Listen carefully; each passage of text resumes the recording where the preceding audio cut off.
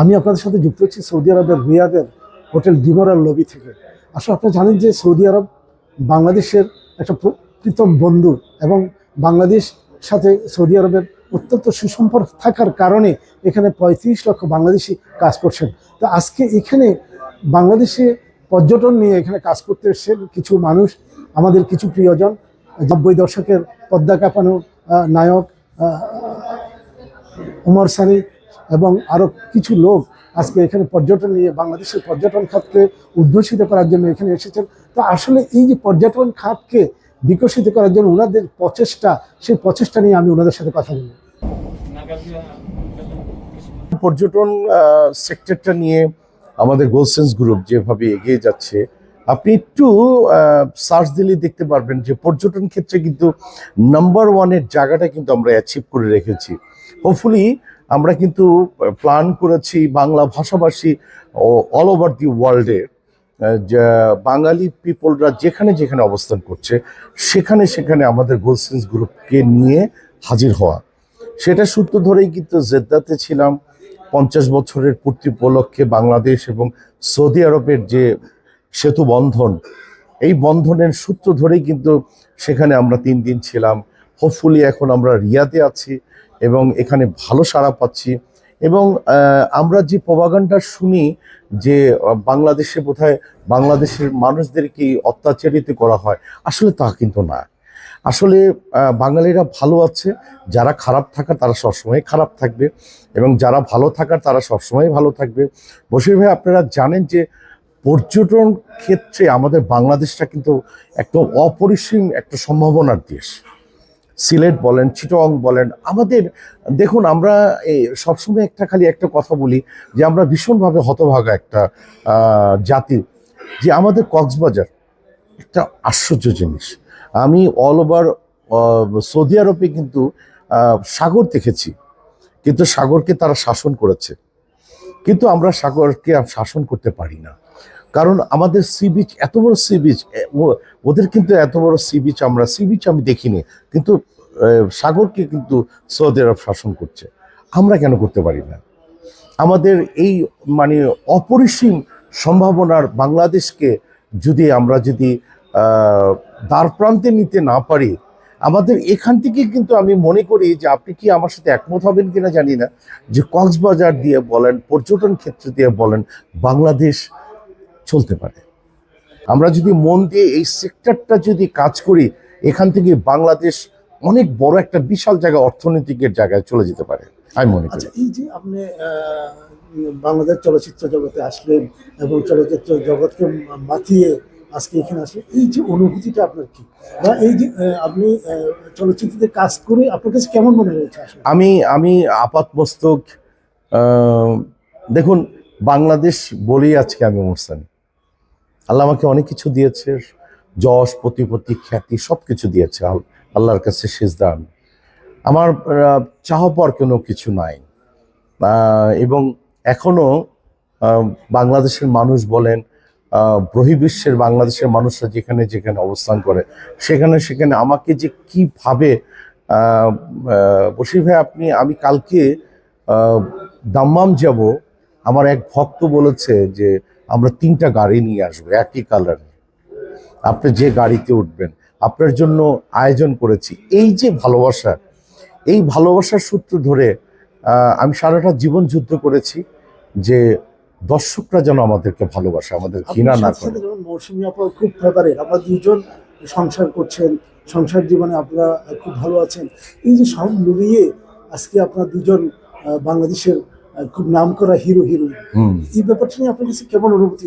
না, দেখুন, মৌসুমী তার জায়গায় একটা হিমালয় পর্বত, তার নামই হয়েছে প্রিয়দর্শিনী। তো সেই জায়গায় আমরা সংসার করেছি সারাটা জীবন, আমাদের ছেলেমেয়েরা স্টাবলিশ এবং তাদেরকে মানুষের মতো মানুষ করতে পেরেছি। এবং আমাদের একটি গোধূলি লগ্ন প্রায় সন্ধ্যার জায়গায় চলে এসেছি আমরা।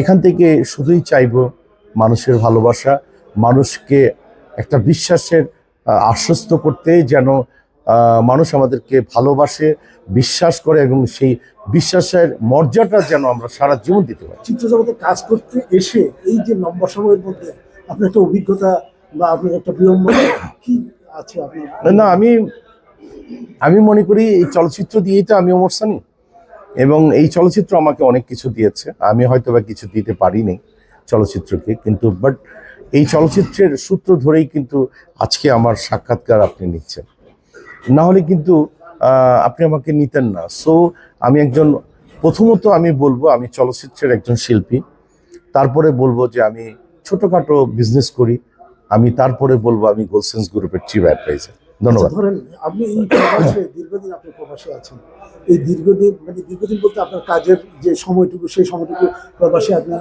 শ্রম দিচ্ছেন, তো এই প্রবাসে এসে প্রবাসীদের ব্যাপারে আপনার কি বলা আছে বা প্রবাসীদেরকে আপনি কতটুকু উপলব্ধি করেছেন? আসলে প্রবাসীদের একটাই খালি কথা বলবো যে বাংলাদেশটা যে অবস্থায় থাকুক না কেন, বাংলাদেশকে ভালোবাসুন, পরিবারকে ভালোবাসুন, নিজেকে ভালোবাসুন, এবং নিজেকে গড়ে তুলুন। That's it. আমরা 1 মাসের সফর এসেছি সৌদি আরব। আমরা জেদ্দাতে আপনি জানেন যে বাংলাদেশের প্রোডাক্টকে বিশ্বব্যাপী পরিচয় করে দেওয়ার জন্য, বিশেষ করে মিডল ইস্টে পরিচয় করে দেওয়ার জন্য বাংলাদেশ এবং সৌদি আরবের 50 বছর ফ্রেন্ডশিপ, এর জন্য মেড ইন বাংলাদেশ একটা এক্সপোর আয়োজন করা হয়েছিল জেদ্দাতে।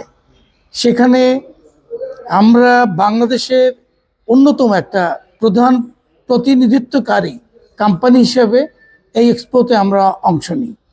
এবং আপনি শুনলে খুশি হবেন যে জেদ্দা চেম্বার অফ কমার্সের অনেক বিজনেসম্যান, আমাদের কনসুলেট এবং প্রবাসী যে বিজনেস কমিউনিটি আছে, তারা আমাদের সাথে কথা বলেছে, আমাদের এখানে এসছে। আমরা যেহেতু বাংলাদেশের পর্যটনের বিকাশে কাজ করছি, গোল্ডসেন্স গ্রুপ, তারা এসছে। আমাদের যে প্রোডাক্টগুলি, আমাদের কি প্ল্যান, সেগুলি সম্পর্কে তারা জেনেছে এবং আশ্বস্ত হয়েছে।